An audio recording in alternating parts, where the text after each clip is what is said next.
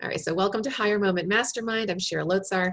I'm a higher purpose champion. I'm a recruiter and a career coach, and I love people to help people to fashion their brands with employers, with resumes and LinkedIn profiles and all kinds of good stuff.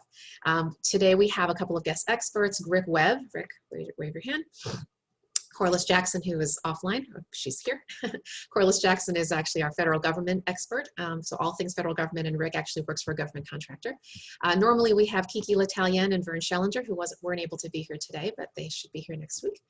And yeah, we're welcoming all of you. So we just want to, again, keep it very organic. And what we'll do is just have people raise their hands. So as you have questions for us experts, we are happy to address them.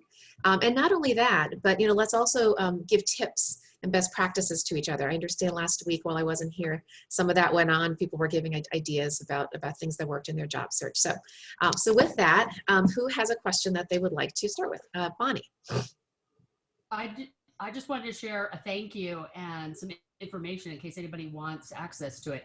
I have been on the hunt, and thanks, I've used information from Shira, and then we formed a networking group for nonprofits with Dawn, who's on today, and Meredith.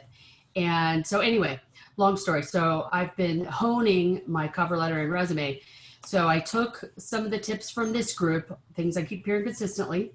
I took some things from Dawn and Meredith, and I had an interview with a search firm Tuesday.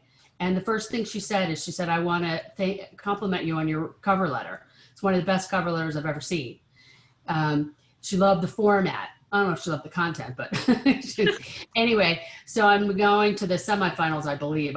She called me again yesterday. So I'm now one of like 10 for that and one of 6 for another organization. But I want to say thank you. And if anybody wants to see the format, I did exactly what we've talked about. You take the ad, you mirror everything, right. Do it in chunks and bullets, take away the paragraphs, bullets. That's right. So anyway, if you want it, I will send you my cover letter and copy paste. That's what I say. Hey, Bonnie, I don't know if you know that you can actually do that in the chat box. Did you know you can upload a file? No. Yeah. You go ahead and just open up the chat box. Yep, it is. Hit the file button. Where's file? Yeah, there's a little file at the very bottom. No. On the left, on the far right. Far right bottom of the chat box. No, I don't have that. I'm on Mac. Is that different?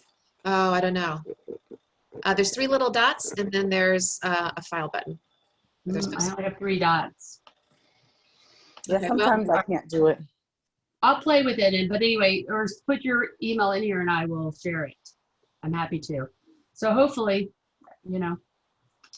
whatever it takes. Yeah, thanks, Bonnie, for the share. That's great. It's all about the customization. Yeah, and so, oh, by the way, so she explained to me this search, this is Moran Company. So I asked about it. This is the quartermaster sommeliers. So she said, in the first interview, she said we'd gotten a lot of applications. So anyway, in my call yesterday, she wanted to hone down, she has my salary and to hold the dates for the semifinals. But I was asking her all the questions that we've said, and I said, so how did you do it? How many did you get? So they got 250. So they narrowed it down to 100. Then they narrowed it down to 50. And their first round, they did about 25 interviews. So very interesting. So it's all stuff that we've learned, guys. So, but you're right, Shira. It's like, because this one, I hit every single thing in the ad. It's a bummer, but you're right. It is all about solving their business pain. Yeah. Guys, it is not about you.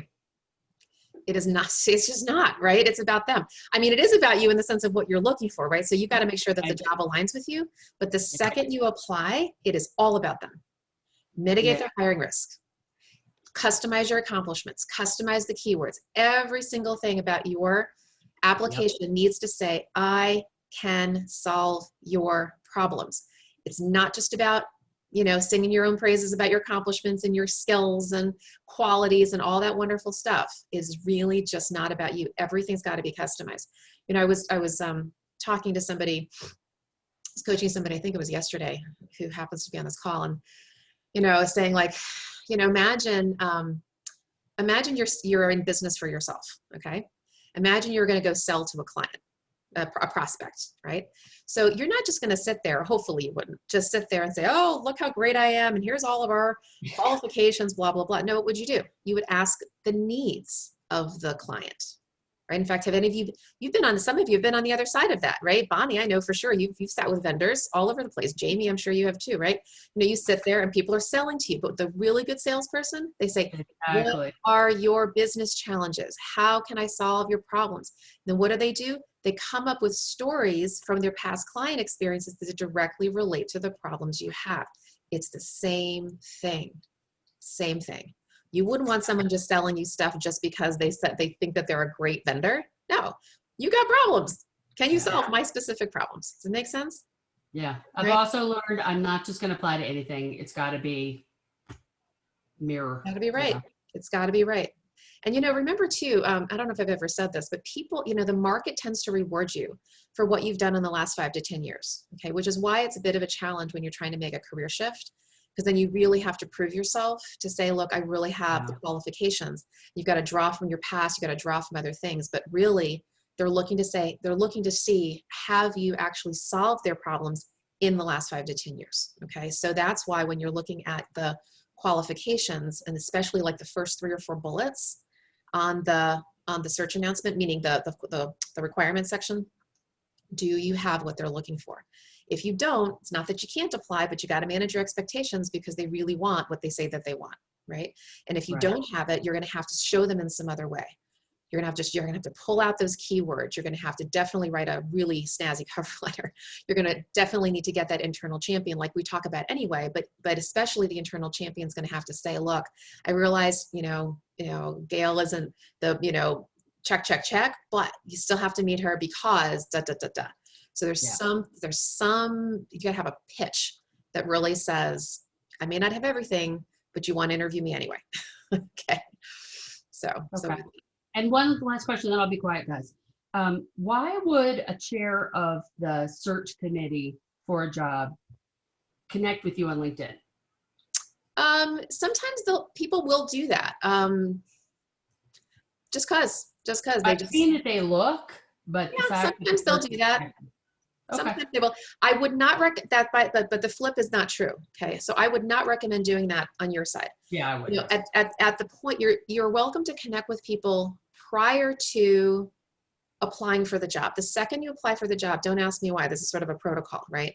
The second you apply for the job, actually, I will tell you why.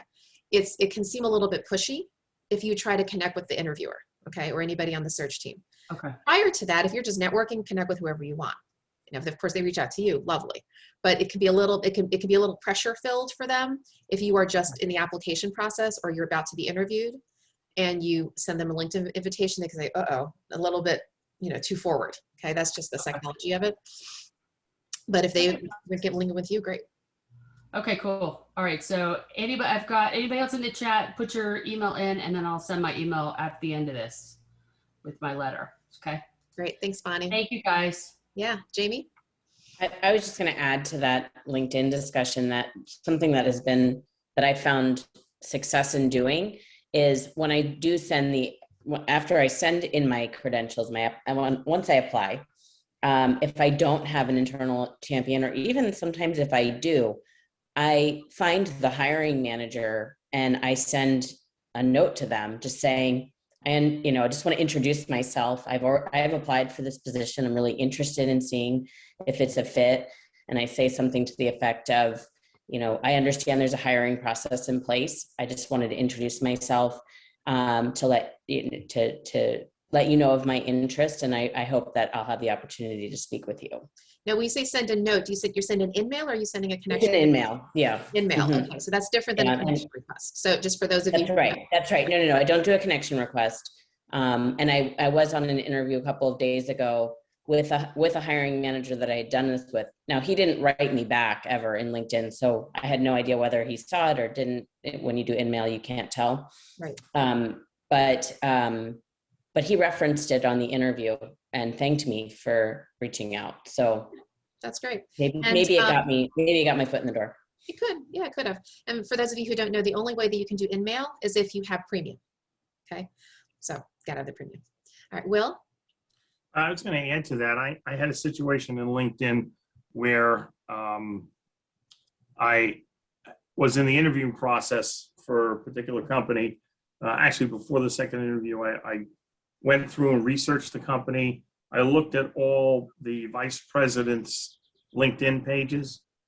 And about a day later, I get an invitation from one of the vice presidents, no note or anything, but one of those, I'd like to connect with you things with no note in it that we're always told not to do, that we never do, to be courteous. So I thought, oh, this is interesting. So I accepted his invitation and I wrote him a note saying, thank you for reaching out and connecting with me. I've been doing some research on your company. I've been, doing some research on, your executive team. I interviewed with so-and-so, and we're in the hiring process now. Hopefully, we're in the interviewing process now. Hopefully, when I get the position, I come to the office, I'll look you up and we'll talk in person. So then he emailed me back and said, well, I hope the interview process goes well for you. He says, thank you. And That's great. I'm like, I don't know if this guy's going to be in my line of management or not, but I'm hoping it helps. But I was just trying to be very cautious about it. And Exactly. Yeah. Hey, he reached out to me, so there must be some reason why he looked back at me, or maybe the interviewer told him, hey, this is the guy I'm interviewing. So Yeah, just be relational. I think that's really the key. yeah. And at the end of the day, the if you will, the power balance is still tipped slightly toward the employer. Okay, I wish it was completely equal, but that's just the way it goes. So that's why if you do end up reaching out, do it like Jamie did. Very thoughtful, very non-presumptuous. Just think. Just think about it relationally. How would you want to approach them, right? And remember too, even though I just said that the power balance is shifted, that actually can happen in the reverse. If an employer is coming after you, right? Meaning you are somebody that they are recruiting, they're kind of courting you. That's a little bit different, right? So remember, it's like with anybody, any kind of relationship, even if you think about it, I liken job search to dating. Who asks who out? Okay, who's pursuing who? Seriously, think about it in terms of that kind of relationship, right? So if somebody's coming after you, you may have a little bit of your guard up. If you're coming after them, they might have a little guard up. So just think about who's in the pursuit, right? And who's on the receiving side, and just kind of gauge your relationship outreach accordingly. Okay. All right, other questions or thoughts or tips or best practices?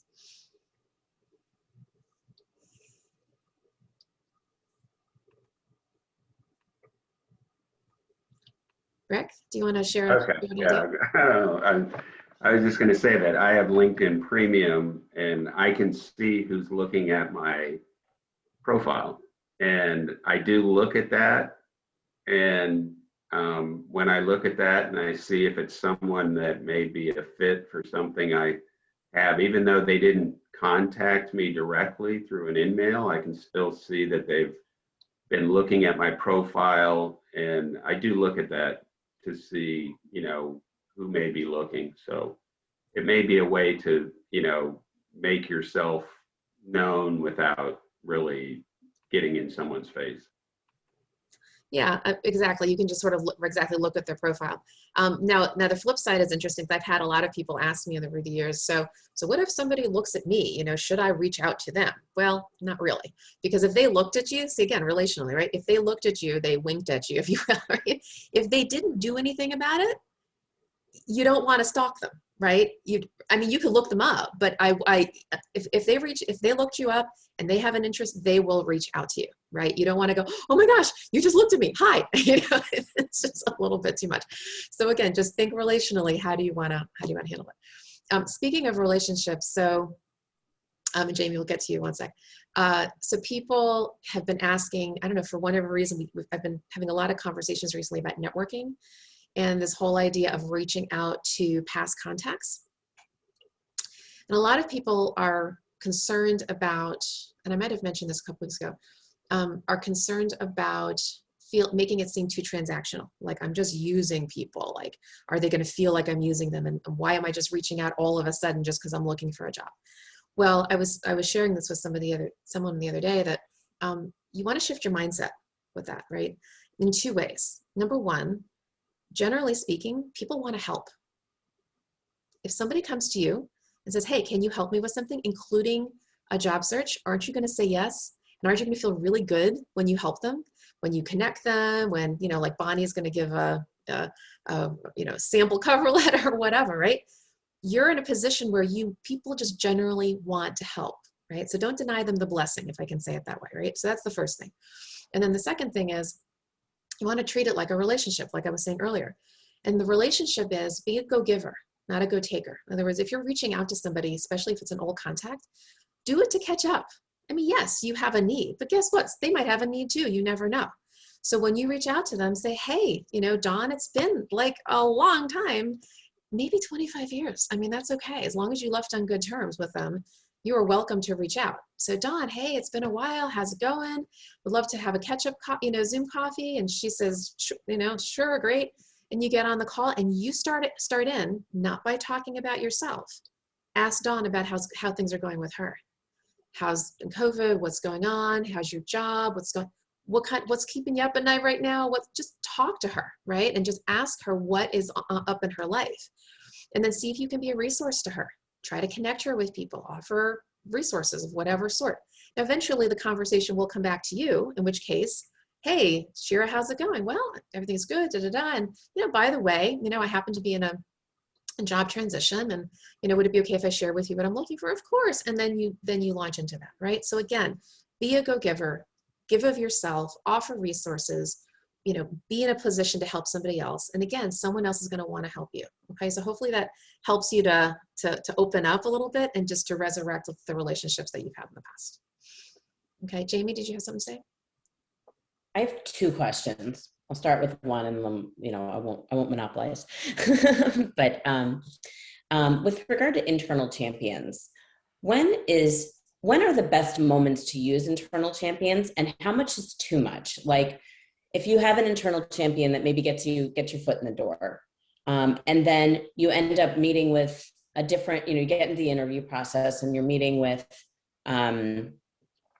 different people within the organization, and you find that you have another internal champion that maybe worked with that person. Do you keep using those internal champions, or when is it too much to bombard? I'm going to actually not monopolize here, and I'm going to toss this to Rick because he's an internal recruiter.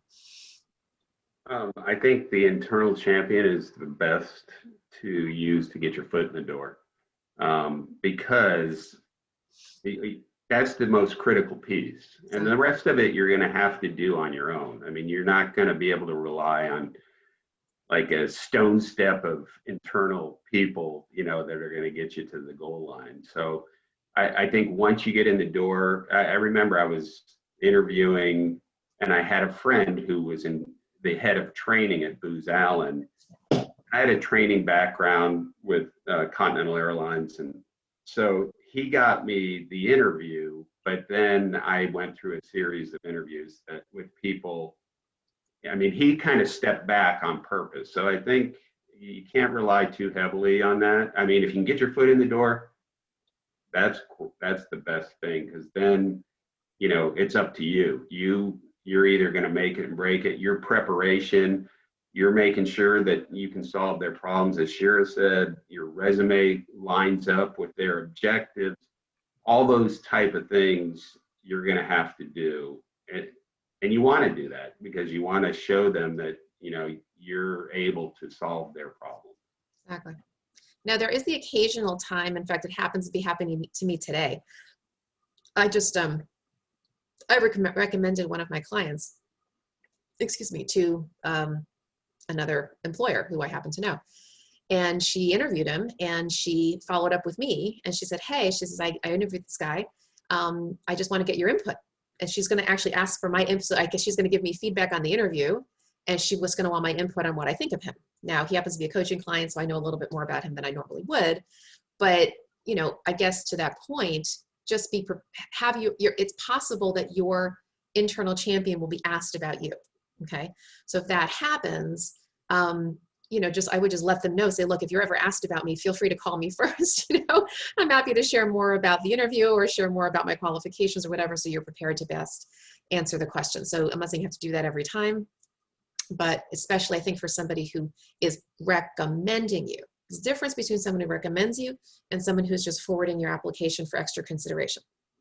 Because if it's just someone who forwards it for extra consideration, maybe it's just an acquaintance, they really can't say anything about you anyway. Right? But if it's a friend, a colleague, you know, then they might be able to talk about your candidacy a little bit more. Okay. All right. Who else has a question or a tip? Ruth. I'd like the group's thoughts and share and Rick's thoughts about this dilemma. Do I consider, what's the value of considering doing some volunteer work in a similar organization that I'd like to work in? It may not be the organization, but within the industry. 100% value. Or do I consider a lower level position to get my foot in the door? I don't really want to go there, but I'm not getting as much traction right now as I'd like. Here's the thing, lower level positions, while certainly could be considered, remember, it's about them. You got to walk a mile in their shoes. Why would they want to hire you in a lower level position? Okay. It's oftentimes, if you're a seasoned person, oftentimes they'll feel like it's too much of a risk actually to hire you in a lower level position for the exact reason that you're saying. They're like, well, she's probably not going to want it. And she's just getting her foot in the door and she's not going to really want this job for any length of time. I mean, literally Ruth, the very concern that you have is the very concern that they have and why they would be hesitant to do that, because they know that you're not just an entry-level person. So I would probably shy away from that a little bit. Not saying that there aren't exceptions to the rule, unless they actually say to you, hey, this is a lower level, or but in short order, you know, as soon as you prove yourself, you can rise. So that would be. Yeah, one of the things I'm considering is perhaps doing some part-time work in the industry, just to beef up my expertise or in my industry experience. I have some working with the 50 plus clients, but not in a direct senior living organization. Yeah, I think part-time work and volunteer work, absolutely. Whatever you can do to bolster your resume in the industry that you are trying to get into, do it. Put it on your resume, even if it's volunteer. Oh yeah, because again, it mitigates the risk. It says she gets our industry and she committed herself enough to volunteer for it. Rick? Shira, this is Yeah, Corliss. Oh, sorry. oh, No, I just had another question on that, and then I'll let you talk. But Oh, sorry. Corliss, one quick sec. Actually, Rick was going to comment on that, and then can I have you? well, I was just going to say that I knew Shira was going to say that. I knew that was going to be her answer. I have a little different take. I totally agree with her on volunteering, because that's building your network, which will get you into other opportunities to walk through the door. The other thing Shira has talked about is don't accept lower level positions. And my thought is it depends on the person, because not everyone has the same motivation. So for instance, I could be probably in a higher position right now if I wanted to, but where I am in my life, I don't want that for a certain reason. And I think there are people that maybe if you have a spouse that's the main breadwinner, there's a lot of reasons why for you, meaning me or anyone, it might be okay. It depends on everyone's life situation. Everyone's not climbing to the, Right. the vice president suite kind of thing. Right. And some people are stepping back from it. It's a really good point, Rick, especially as we have a 50 plus, community, a huge one now. More and more employers are actually open to that. In fact, I'm doing an HR generalist search right now. And literally the employer said, when we were first putting the job together, she goes, look, I really only need about 4 or 5 years of experience for this. However, I am super open to somebody who's downshifting. She's very progressive in how I'm like, thank you, Lord. That's great. So I can consider strong, higher level people who are taking this step back. So thanks for that, Rick. Corliss, you wanted to share something?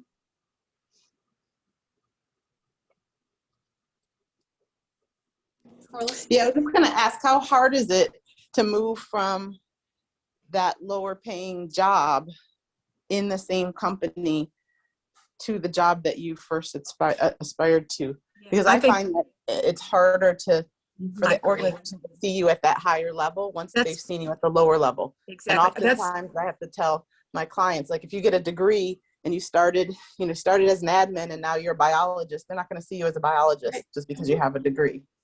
That's been my experience, is once you get into a lower level role, it's very difficult for an organization, no matter what kind of credentials you have, to even consider you in a different way. That's just who that you are to them. So, yeah. It's a good point. But I don't want a higher level position. I have a work-life balance that's important to me.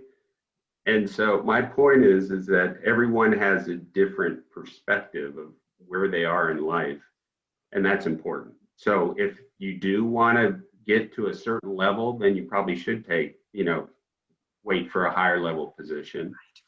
If you're in a different place in life, then that's okay too. That's my point. Yeah, and just be honest with the employer. And I like your comment. I have a work-life balance that I'm working toward or achieving. So that's a nice way to frame that, Rick. Thank you. All right. Anyone else have a comment or thought? I had a question. So I guess I didn't think of it as, I guess I was thinking that an organization might like to have someone who's coming in with plans, hopefully to move up within the organization. It depends. It depends. Some are and some aren't. Some are in that they kind of have it in their succession plan, if you will, informally even, to say, oh, well, we would really love somebody who can start here and to grow here. It is true. That absolutely happens. But not all the time, right? Especially in smaller organizations where there isn't much of a career path. They're like, I'm really hoping this person's going to stick it out for a long time in this role because we really don't have any place for them to grow. So it really depends on the organization. Yeah, larger groups, over 100 people, over 1,000 people, larger companies tend to have a little bit more movement. And actually sometimes even do have a formal career path. You start an associate and then you go to assistant, right? Like, but you just gotta suss that out with the employer. Okay. Other thoughts, other comments? Can I ask one quick question? Sure. The question is, I'm speaking with an organization right now about the position, and they seem to be very interested. We had a telephone conversation, an in-person interview with a few people, a follow-up conversation over the phone, and it's very interesting. It seems like the organization is kind of a little bit more eager going after me, and it makes me think, okay, there's something, what is it in it? I don't know. It is, I'm just processing, if it is a good fit or not. And the manager reached out and he offered a wonderful opportunity if I wanted to speak with other people in the organization in different roles, that they would be very open in doing that. Any perspective? Yeah, 100%. They're into you. They like you. Yeah. They're pursuing you. They're literally, again, just like the dating scene, right? They're pursuing you. They're moving this quickly. They want you to meet everybody. You're fast tracking is what it sounds like to me. So it's really, so you can assume at this point, I mean, not that you're 100% guaranteed to get the offer, but you are absolutely in that direction, right, Rick? I mean, this is like, when you get call back and hey, meet with this one and meet with that one, and they're giving you every sign. Yeah.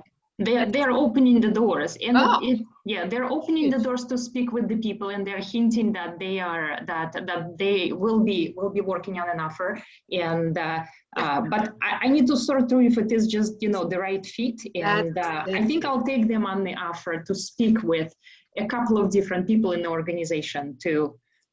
So Lena, I would recommend, especially because they're moving so quickly, because you're feeling a little bit overwhelmed, like, whoa. Yeah, just a bit. So what I would recommend that you do, and this is, of course, goes for everybody, write down your list of questions that will help you to determine, is this the right job for you? It's like, slow down, take a breath, and say to yourself, under what conditions would I accept this job? What are my makers? What are my breakers? What are my must-haves? What are my nice-to-haves? Ask very specific questions in upcoming interviews. And even if it's not appropriate to ask the question, maybe it's like a benefits question or something like that, right? Something that's not appropriate for a line manager.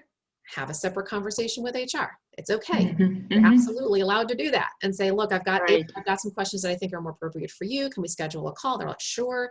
You know, they're going to want to do everything they can to answer your questions to make it Mhm. attractive for you. Got it. Thank you. Thank you so much, Shira. Yeah, for sure.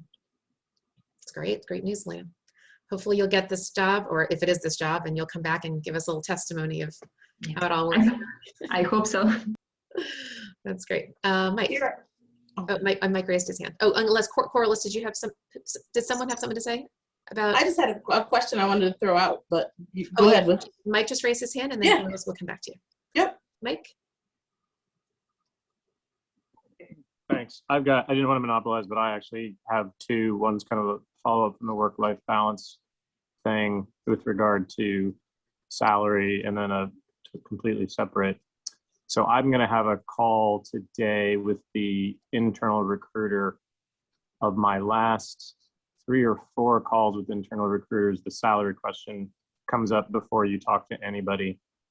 And I know we have the kind of, whatever range bound, but is there a good way for wording when they ask, what are your salary or total compensation requirements are, to give the "it depends" or "I'm flexible" answer? So I would, that range of X.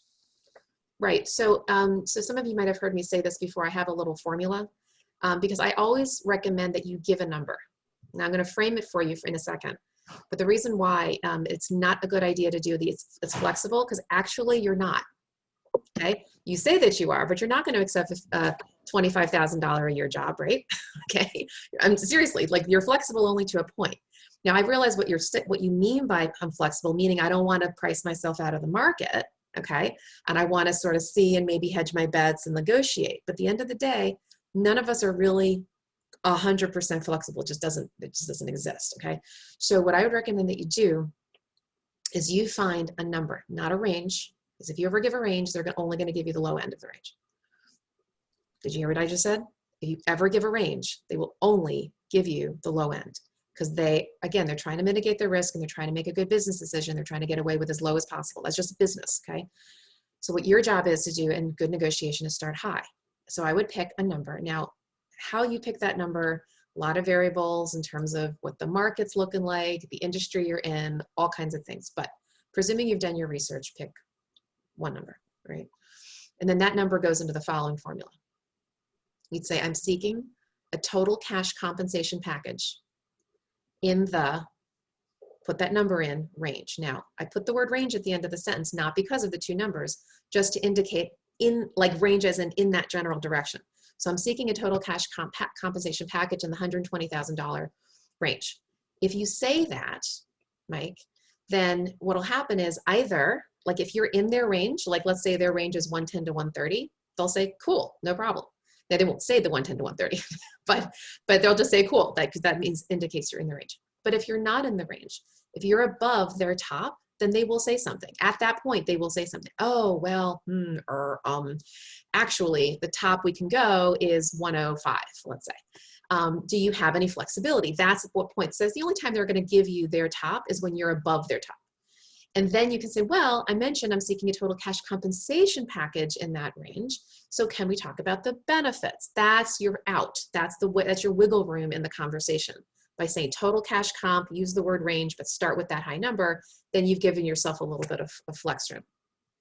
Does that make sense, Mike? Yeah, understand that. So what I'm looking at is, and depends upon the companies, and they vary. Right. There's salary, sometimes there's commission. This one I don't know yet. It's commission. Sometimes there's bonus, and then sometimes there's equity. Right. And so I've done that before, and I've been told that, and I don't like getting into the arguments, but I was told a month ago that the salary in Austin is the same as the salary in DC, and that they've researched this, and I'm like, you obviously haven't, but okay. And then there's and if they follow the path that you're saying, I'm fine with that. But I've seen the flinch before, and I've talked with a couple of people, and it seems like there's a lot of places that are going very low. Sure. And remember too, if they're going that low, it's probably not your job anyway, because at some point you do have a bottom line, right? I mean, everybody does. So you're at the end of the day, you've got to think. So when you put that one number in, that should be what I call your happy dance number.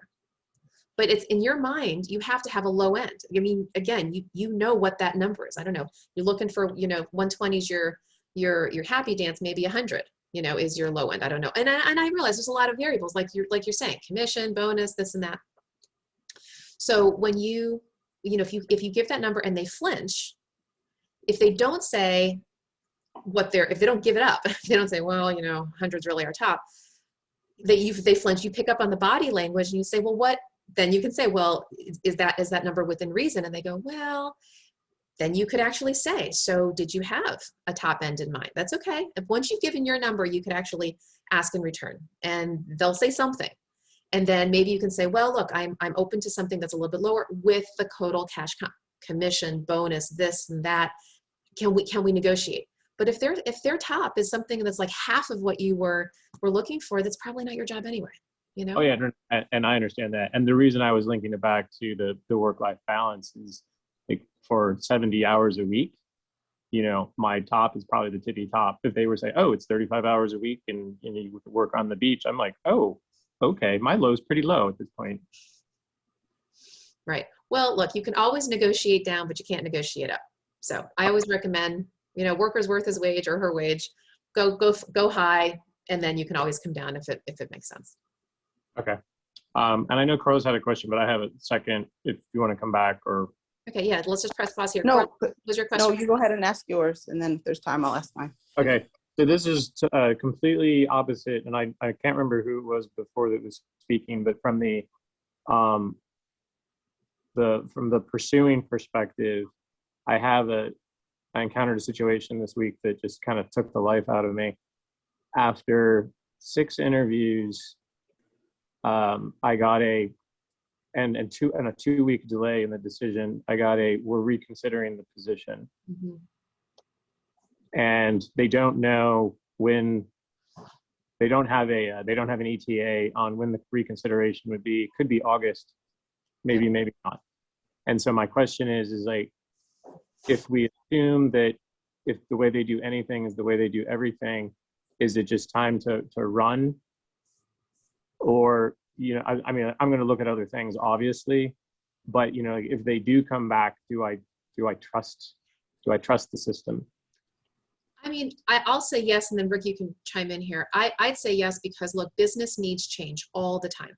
I would not, so to speak, blame them for this, right? I wouldn't say this isn't necessarily, I mean, it could be indicative of something, but I wouldn't say it's necessarily indicative of anything other than they got through the process and then there was a fly in the ointment. Something happened, and they have to go, oh, wait, we might need a different skill set. The market changed. I don't know. They lost a client, whatever. I mean, things can happen. So I would say if it comes back to you, ask them what happened. What's different now, Then again, if they are reconsidering the role, they might actually be reconsidering a different profile altogether. So in that regard, it may not even be on the table anymore. But if it does come back to the table, I'd ask them very specific questions. If what happened? Am I still, what's going on, right? What are the business needs that have changed? And then you can evaluate for yourself. Does it sound realistic? Does it sound, logical? Or is it something that you need to step away from? Rick, do you have a thought? Yeah, I just, you can't take a single instance and draw a conclusion for an employer, because I mean, my own company, there are times where we have these contracts that we're trying to put together pieces to make that contract work. And sometimes they may say, well, we wanted a single CPIC analyst here, but we don't have the money for that, so we're going to have to kind of bundle it together. So there's real business needs why something might change. So I think, like Shira was saying, you can ask them if they come back to you, but I wouldn't draw a conclusion that they're not a good employer based on some changes. Now, if you experience that, more than once, or you just have a bad feeling in your gut, then just move on to the next position. But there's justifiable business reasons to do that. Yep. We don't like to do that, but sometimes we have to. Have to. Yeah, exactly. Helpful, Mike? Yeah, it's not, and I appreciate the Senator Rick. It's not a contract. It was weird. They pursued, and I got the feeling like they just didn't know what they were doing. Yeah, and that's what I'm saying. Maybe sometimes you just go with your gut, you know. Yeah, it might be that. Yeah, right. Thank you. Sure. Corliss? Yeah, we were talking about work-life balance, and I'm just curious, in the private sector, nonprofit sector, when is the time to bring up any kind of telework work setting, given COVID and all that? Just curious about that. Rick, do you want to start this one? Okay. I think it's becoming more mainstream now. I mean, I have people that come right out up front and just say, look, I'm looking for a remote position. You know, are you guys entertaining that? And there's a COVID remote, and then there's post-COVID remote. And there's a lot of unanswered questions. I mean, we have contracts primarily with DHS, but there's 21 different components within DHS, and some of them are talking about working remote until 2024. DOD components are back at work. So there's just a whole variety. But if it's something, you know, I think it's going to be more of a norm, and that work-life balance is going to be more important to people, I think, having gone through COVID. Yep. I'd wholeheartedly agree. I'm seeing it myself. It's become a normal question as opposed to a perk, you know. And there's all kinds of reasons why people want to do it. And employers are just trying to navigate it, and they're kind of assuming it, which is why actually there are some employers who are literally saying in the job posting, open for full remote. They just never did that before, right? And so, yeah, I think it's absolutely fine. Just like Rick said, just ask right up front if that's important to you, you know, or if you're just looking for a partial telework, you know, it's fine. If people aren't gonna look askance at you like they would pre-COVID. They're just, because it used to be, not that you couldn't have done that before. I mean, people did for sure. It's just that before COVID, it was, well, you know, we really want people in the office, and maybe, and if you need telework and someone else doesn't, we're going to go with that. These days, all bets are off. It's been kind of the great equalizer. Most people are looking for some version of remote, if not, you know, full or partial.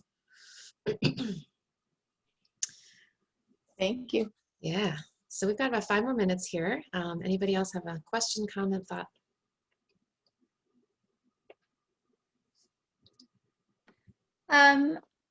How about finding part-time work? I had heard another person in the last call that I was on mentioned a flex. Yes, flex professionals. Yep, flex professionals is really good. They do, their thing is, if you can follow this, full permanent part-time work, right? So not part-time as in a temp assignment, but permanent part-time. And most of their jobs are administrative. They're always pretty clear about that. So that's one concept. The other is to be a contractor. I don't mean a government contractor. I mean actually like to do contract work. So basically, think of it almost like long-term temp assignments, that concept.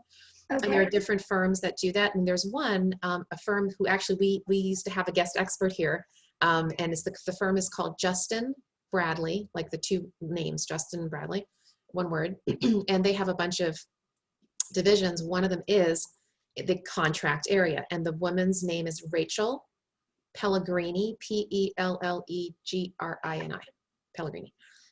She was an expert with us one week, and she's got all kinds of contract assignments all over the country, every possible discipline.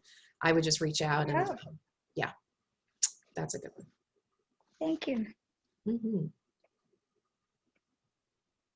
Anyone else? Well, I threw my second question into the chat, but I'll read it, and if no one else has other questions. So I have several searches that are in sort of varying degrees of the search process at this point, and I'm wondering, As some get closer to finalizing, how do I manage the others without making them feel like I'm giving them a pressure situation?